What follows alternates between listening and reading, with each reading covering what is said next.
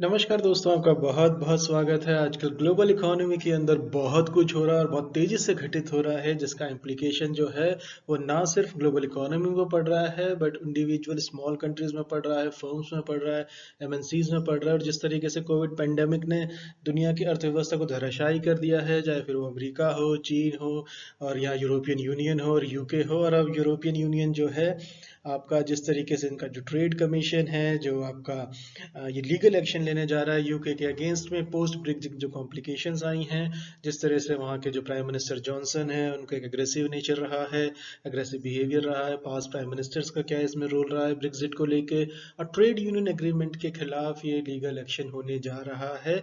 लेकिन इसमें एक विंडो अभी खुली रखी गई है। वो विंडो क्या है, हम उस पर बात करेंगे। हम डच प्राइम मिनिस्टर के observation as a case study भी लेंगे।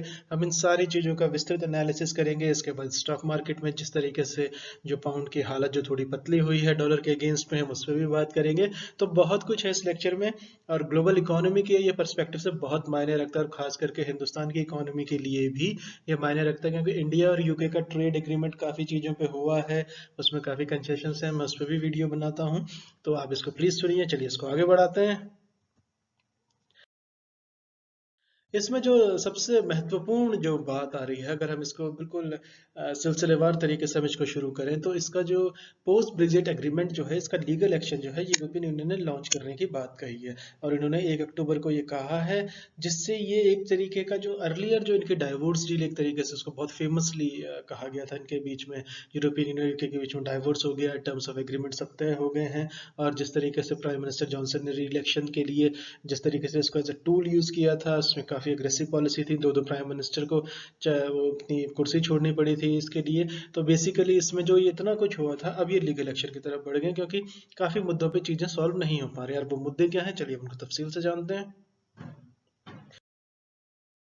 इसमें जो सबसे इम्पोर्टेंट बात है कि किस तरीके से सितंबर 30 की जो डेडलाइन थी, उसके एक ही दिन बाद इन्होंने सीओ करने की बात कही है। तो basically post Brexit trade agreement के अंदर जो दुश्वारियां हैं, जो मुश्किलात हैं, वो इनहेरेंटली काफ़ी कॉम्प्लेक्स थी।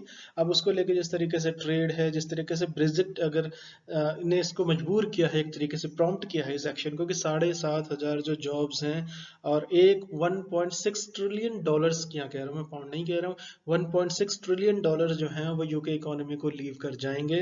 तो ट्रिलियन डॉलर्स की बात हो रही है, यहाँ पे बिलियंस होता तो चल जाता काम, लेकिन इतनी बड़ी रकम इस तरीके से जाएगी। और जिस तरीके से जेपी मॉर्गन ने किया है, वो मैं उसको भी मैं करूंगा, किस तरीके से उन्होंने रीलोकेशन इसमें बहुत बड़ा मुद्दा हो गया है, किस तरीके से जॉब हुई है। तो बेसिकली जो इनका जो एक्शन, इसमें बिग पिक्चर जो है वो यूरोपियन यूनियन की लीगल केस उन्होंने यूके, तो इसका आधार क्या है, इनसाइट्स क्या है, कंट्रोवर्सी क्या है यूके के न्यू इंटरनल बिल मार्केट की। इसके बाद यूके इकोनॉमी की अपनी प्रॉब्लम्स क्या हैं, जैसे ऋषि सुनक जी का जो चांसलर ऑफ जिसको कहते हैं क्या, फाइनेंस मिनिस्टर हैं एक तरीके, चांसलर ऑफ एग्जीक्यूशन है।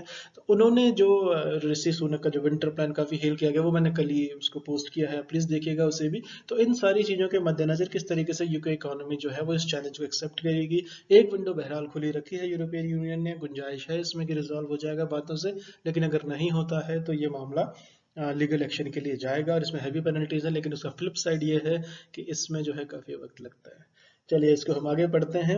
तो कंट्रोवर्सी जो है यूके का इंटरनल बिल मार्केट को लेके है, इंटरनल मार्केट बिल को लेके है, जैसा मैंने अभी कहा। तो इसने एक तरीके से जो फ्रेश क्राइसिस में डाल दिया है। जो डिसएग्रीमेंट हुआ है इनका, एक तरीके से वो आपका कॉर्पोरेट, जिस तरीके से ओवर कॉर्पोरेट सब्सिडीज पे हुआ है डिसएग्रीमेंट है, दोनों राय नहीं मिल रही है। इसके बाद फिशरीज को लेके ट्रेड में दिक्कतें हैं। और इसके बाद जो सॉल्व करने का जो एक तरीके से ओवर शेडो हो गया है पैरेलल ट्रेड नेगोशिएशन, जिस तरीके से यूके करे जा रहा था और जिस तरीके से यूरोपियन यूनियन ने भी थोड़ा बहुत किया है। तो इसमें यूरोपियन यूनियन भी पूरी तरीके से साफ नहीं है। तो इन्होंने क्या किया है कि यूरोपियन यूनियन का जो ये कहना है, इन्होंने कहा हमने अपने फ्रेंड्स को इनवाइट किया है, ब्रिटिश फ्रेंड्स को, कि ताकि वो रिमूव कर लें प्रॉब्लम्स को, और एक अपना जो उनका ड्राफ्ट है इंटरनल मार्केट बिल का लेकर के एंड ऑफ द सितंबर, ऐसा कहना है यूरोपियन यूनियन एग्जीक्यूटिव कमीशन कि जो हेड हैं मिस उर्सुला वॉन डर लेयांट का कहना है ये। तो इन्होंने काफ़ी ज़्यादा एक तरीके से नॉर्मल डिप्लोमेटिक और कुछ स्वीट वर्ड्स यूज़ किए हैं, लेकिन इस सब के बावजूद कुछ खास नहीं हुआ है। तो इसके बाद जो यूके की इकोनॉमी पहले कॉन्ट्रैक्शन में आ रही है, इस पर भी हम बात कर चुके हैं। विंटर प्लान उनको लेके आना पड़ रहा है, और जिस तरीके से वो काफ़ी भयावह प्लान है, काफ़ी बड़ा प्लान है जॉब्स को सिक्योर करने का।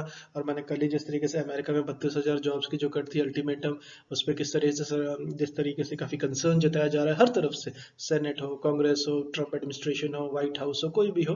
तो बहरहाल ये क्या है कि दोनों इकोनॉमीज जो है जो financial centre of the world रही हैं, और इनमें जो क्राइसिस आएगा तो पूरी इकोनॉमी में उसका रिpercussion जाने ही वाला है।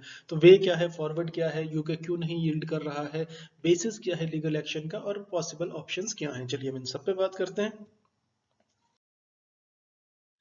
इसके बाद जो हम अगर इसको आगे बढ़ा दें थोड़ा सा, तो लंदन का, यूरोपियन यूनियन का साफ कहना है कि लंदन जो है वो नहीं यील्ड कर रहा है ज़्यादा, या ज़्यादा झुकने को तैयार नहीं है, या जिसको कहते हैं बिग पोस्चरिंग है उनकी, या एक तरीके से स्ट्रिक्ट नेगोशिएशंस हो रहे हैं, या बहुत कम यील्ड किया जा रहा है। तो इसके मद्देनज़र जो चीज़ें हैं, और ये जो नोट है जिसमें रीलोकेशन जो टर्मोइल है, चैलेंजेस ऑफ फ्यूचर, इसके मद्देनज़र सारी चीज़ें किस तरीके से रिजॉल्व होनी है उस पर सारी बात होगी। तो इसके बाद जो होता है कि जो बज नहीं कर रहा है वो, तो उनको इस तरह से इन्फ्रिंजमेंट आ गया है। तो यूरोपियन यूनियन का जो लीगल प्रोसीजर है ये बिल्कुल साफ कहता है कि जो कंट्रीज जो इनको नहीं या इनको वायलेट करती हैं ब्लॉक के लॉज को, जिसपे कि पहले सर्वसहमति जता दी गई थी, एक कंसेंसस बना दिया था। यूरोपियन यूनियन काफ़ी स्ट्रॉन्ग बॉडी है। जिस तरीके से 2000 में इनकी करेंसी एक हो गई थी, जिस तरीके से काफ़ी कंट्रीज जो हैं वो चाहती थी कि ग्रीस, आयरलैंड वगैरह बाहर चली जाएं, लेकिन यूरोपियन इंटीग्रिटी को बरकरार रखने के लिए आईएमएफ ने, उस वक्त की जो आईएमएफ चीफ थी क्रिस्टिना लिगार्ड, उन्होंने जिस तरीके से इसको इंटैक्ट रखा। तो यूरोपियन यूनियन बहुत मायने रखता है ग्लोबल इकोनॉमी के अंदर। और जिस तरीके से इनके जो डिफरेंसेस रहे अमेरिका के साथ हों, और इनकी क्लोजनेस चाहे चाइना के साथ देखी गई हो, उसके मद्देनज़र एक तरीके का यूरोपियन यूनियन का एक अपना स्टैंड भी होता है काफ़ी ज़्यादा मुद्दों में, लेकिन कन्वेंशनली वो वेस्टर्न डिप्लोमेसी या वेस्टर्न कैपिटलिज्म की तरफ ही उनका झुकाव देखा गया है। तो ये जो अगर कोई इसका वॉयलेट करेगा और कंटिन्यू करेगा वर्क करना, ताकि उसमें एक तरीके से जो इम्प्लीमेंटेशन जो इनकी डाइवोर्स डील पहले तय हुई थी, या उस एग्रीमेंट से विड्रॉ करेगा, तो उसके अगेंस्ट में लीगल एक्शन लिया जा सकता है। ये इसका आधार है।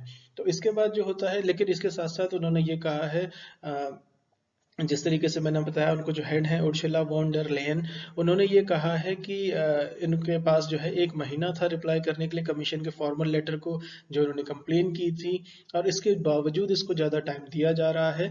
तो आज के बाद लेकिन अगर मजबूर होता है तो ब्रसल्स बैक्ड एग्जीक्यूटिव जो हैं ये स्यू करेंगे ब्लॉक के टॉप कोर्ट के अंदर। तो आपको याद रखना पड़ेगा कहाँ सी होगा, कैसे होगा। ये ब्रसिल बैक्ड इंस्टीट्यूशन है, ये ब्लॉक के टॉप कोर्ट के अंदर इनको स्यू किया जाएगा। लेकिन इसका जो फ्लिप साइड है, इसमें हैवी पेनल्टीज तो होती है, लेकिन फ्लिप साइड जो इसका, जैसे मैंने पहले कहा था कि काफ़ी वक्त लग जाता है सारी चीज़ों को सुनने में। तो शायद ब्रिटेन यही चाहता है कि ये जो केस है ये चला जाए लीगल मैटर के अंदर, उनको वक्त मिल जाएगा काफ़ी चीज़ों को रिजॉल्व करने का। यूके इकोनॉमी जो है वो पहले ही क्राइसिस में है, उस क्राइसिस की भी हम बात करेंगे। चलिए हम इसको आगे बढ़ाते हैं। तो इसके बाद जो हुआ को जो नेक्स्ट स्टेप है, जिस तरीके से उन्होंने काफ़ी सारे जो यूके की पार्लियामेंट के अंदर जो बिल्स पास हुए हैं, इसको लेकर के, जैसे डच प्राइम मिनिस्टर के केस स्टडी हम ले सकते हैं। जैसे इसमें माइक रूटे ने, जब ये यूरोपियन यूनियंस के अपने पीर से बात करने के लिए ये आए हैं, तो इन्होंने जिस तरीके से ये ब्रसल्स के अंदर है, तो ये स्टर्लिंग का सीसॉ है, इसमें एक स्टेजेस थी कि काफ़ी ज़्यादा इनकी जिस पे मंथन हुआ। यूरोपियन यूनियन के जो 27 नेशनल लीडर्स हैं, इन्होंने काफ़ी बात की। इनकी मीटिंग्स 2 दिन चली ब्रसल्स के अंदर, जिसके बाद एक स्टेजेस के थ्रू हर चीज़ पे गौर करने के बाद इन्होंने ये निर्णय लिया है कि जो नेगोशिएशंस हो रही हैं न्यू ट्रेड एग्रीमेंट को लेके, वो एक क्रिटिकल पॉइंट पे रीच कर गई हैं। तो ये थॉट प्रोसेस आप समझिए कि इन्होंने काफ़ी गुंजाइश छोड़ी, काफ़ी ज़्यादा मान मनोबल भी किया यूके का, लेकिन चीज़ें इस हद तक आ गई हैं कि इन्हें थ्रेटन करना पड़ा है कि ये लीगल एक्शन के लिए जाएंगे, लेकिन एक विंडो हमेशा से खुली रखी है। तो इसका जो असर है वो फाइनेंशियल मार्केट में किस तरीके से हुआ है कि जो यूके की करेंसी जो है वो 0.6% जो यूरो के अगेंस्ट में और डॉलर के अगेंस्ट में इनका जो थोड़ा सा ये फिसल गई है करेंसी। तो ये fail to close the gap है। तो 0.778 पे था ये, अगर आप ग्रेट ब्रिटेन पाउंड को अगर डॉलर के हिसाब से लेंगे, तो 0.778 पे इसने शुरू किया था 30 सितंबर को, और ये डिप कर गया था 0.770, लेकिन फिर थोड़ा सा रिकवर करके ये 0.775 पे आ गया। आपको लग सकता है बहुत माइनर आंकड़े, लेकिन जब आप वॉल्यूम ऑफ ट्रेड देखेंगे, ट्रांजेक्शन देखेंगे, तो ये बहुत सिग्निफिकेंट अमाउंट हो जाता है।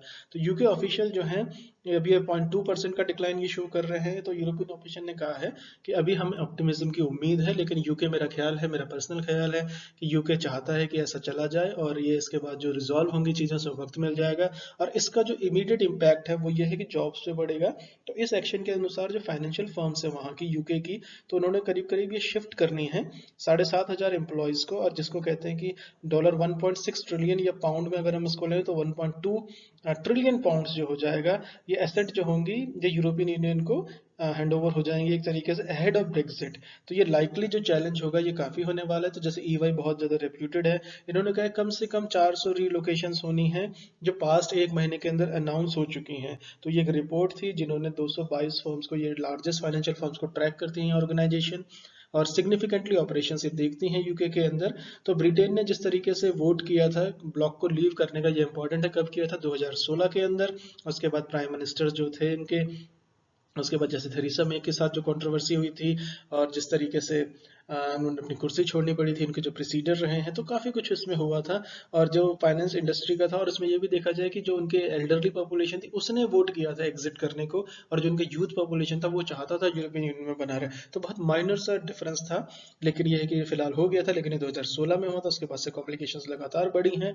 और फाइनेंशियल इंडस्ट्रीज ने 2,850 पोजीशंस को ऐड किया है यूरोपियन यूनियन के अंदर, डब्लिन के अंदर, लक्समबर्ग के अंदर, फ्रैंकफर्ट के अंदर, ताकि उनके बिगेस्ट प्लान है, यानी रीलोकेशन मैसिव तौर पे हो रही है। तो नेक्स्ट ईयर के बाद जो फर्म्स होंगी वो यूरोपियन फाइनेंशियल कैपिटल जो है वो अपना पासपोर्ट भी लूज कर जाएंगी to offer services across European Union. तो ये एक कंट्रोवर्सी है, इसको लेके काफी नेगोशिएशन मंथन चलता रहा है।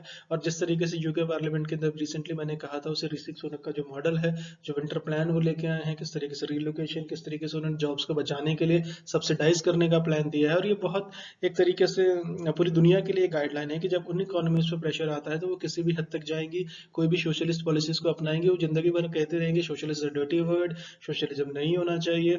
हम भी मानते हैं कि जिसमें काफी खामियां हैं, फ्री मार्केट्स होना चाहिए, रूल ऑफ प्ले, लेकिन क्रोनी कैपिटलिज्म की तरफ अगर अर्थव्यवस्था चली जाएगी और आर्म ट्विस्ट करने लगेगी तो वेलफेयर स्टेट का कॉन्सेप्ट जो है वो धराशायी होकर गिर जाएगा। आप सब कुछ हर चीज पे मार्केट फोर्सेस नहीं छोड़ सकते हैं। जैसे एग्रीकल्चर है, वेस्टर्न का ओईसीडी की रिपोर्ट है, 200 से 600 बिलियन डॉलर आप सिर्फ एग्रीकल्चर को सब्सिडाइज करने के लिए देते हैं, क्योंकि वो इनहेरेंटली उसके अंदर एक लॉस मेकिंग टेंडेंसीज हैं। तो इन सब बातों को मद्देनजर रखते हुए दुनिया की जो इकोनॉमी है ये काफी कठिन दौर से गुजर रही है, और ये एक मैसेज जा रहा है कि हम अपनी अर्थव्यवस्था को चलाने के लिए अपने नेशनल इंटरेस्ट में काम करें, ना कि हम दूसरों को खुश करने के लिए लगे रहे, चाहे वो डब्ल्यूटीओ हो, चाहे वेस्टर्न कंट्रीज हो, आईएमएफ हो, वर्ल्ड बैंक हो। चलिए, thank you so much for listening. नमस्कार दोस्तों।